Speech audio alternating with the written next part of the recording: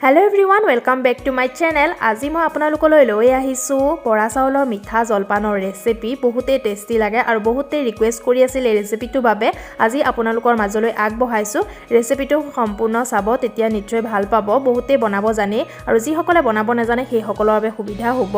আৰু এয়া মই বৰা চাউল দি বনাইছো আপোনালোকে এই পদ্ধতিটো যিখিনি মই বনাইছো সেইখিনি আপোনালোকে কোমল চাউলৰ খুটিও বনাব পাৰে মানে কোমল চাউল ললেও হয় মইখিনি বৰা চাউল দিছো আৰু বহুতে টেস্টি হয় ৰাতিপুৱা সময়ত হোক বা যিকোনো বিহু হোক যিকোনো মুহূৰ্ততে আপোনালোকে এই জলপানবিধ বনাই খাব পাৰিব আৰু তেতিয়া হলে বলক আজি ৰেচিপিটোৰ মাজলৈ আগবাঢ়ো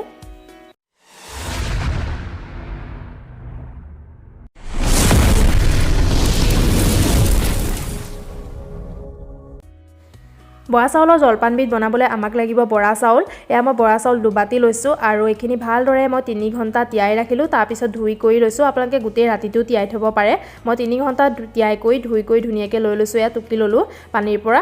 আৰু এতিয়া লৈছো এই বাতিটোত মই এবাতি মিঠৈ এটো বাতিৰে মই দুবাতি চাউল লৈছিলো আৰু এবাতি মিঠৈ লৈছো মানে আৰু এখিনি লৈছো খিসমিস কেটামান খিসমিস আৰু এয়া এলমন্ড হয় আৰু এফেলে লৈছো এয়া ইলাইচি 4-5টা মান আৰু এখিলা তেজপাত সৰু সৰুকে ফালি লৈছো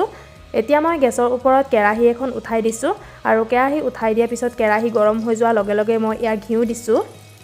ঘিউ দিলে গোন্ধটো বহুতে ধুনিয়া হয় জলপানবিধৰ আপোনালোকে 4-5 চামুচ ইমান পাৰে ঘিউ ইউজ কৰিব পাৰে মই ইয়া 5 চামুচ মানৰ জোখেৰে ঘিউ এড কৰিছো আৰু ঘিউখিনি গৰম হোৱাৰ লগে লগে মই ইয়াত দি দিম তেজপাত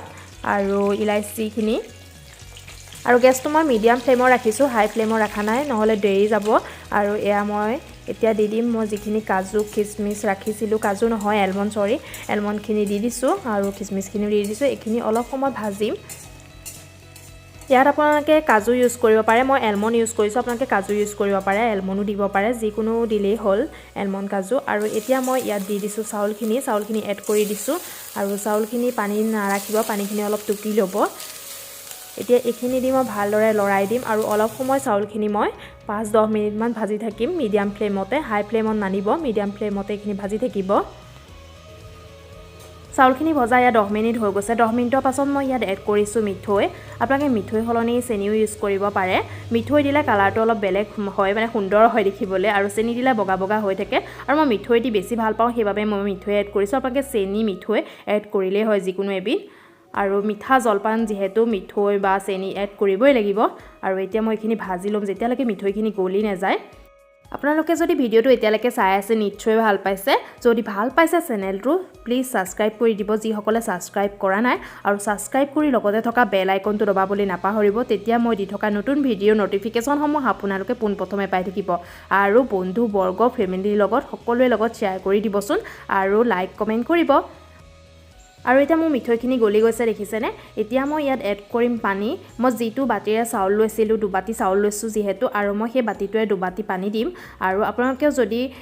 কম হয় পানীটো কম হোৱা যেন দেখা পায় তেতিয়া হলে আকৌ অলপ এড কৰি দিব পাৰে এতিয়া মই ইয়া দুবাতি পানী দি পেলাই মই ঢাকন মাৰি দিছো আৰু গেছটো দেখিছেনে একদম মিডিয়াম কৰি ৰাখিছো হাই ফ্লেমতো ৰাখা নাই এতিয়া ইয়া 10 মিনিট মানৰ পিছত মই চাইছো ইয়া দেখিছে সিজি গৈছে আৰু আপোনালোকে চাব হাতাখনে লৰাই কেনেকুৱা হৈছে সিজিছে নে নাই চাই ল'ব ইয়া দেখিছে আঠা আঠা হৈ গৈছে কাৰণ যেহেতু বৰা চাউল হয় ইয়া আঠা আঠা হৈ গৈছে আৰু জলপানবিধ ৰেডি হৈ গৈছে আপোনালোকে গৰমে গৰমে পৰিবেশন কৰিব পাৰে নহলে ঠাণ্ডা হলে বেছি ভাল নালাগে আপোনালোকে গৰমে গৰমে পৰিবেশন কৰিব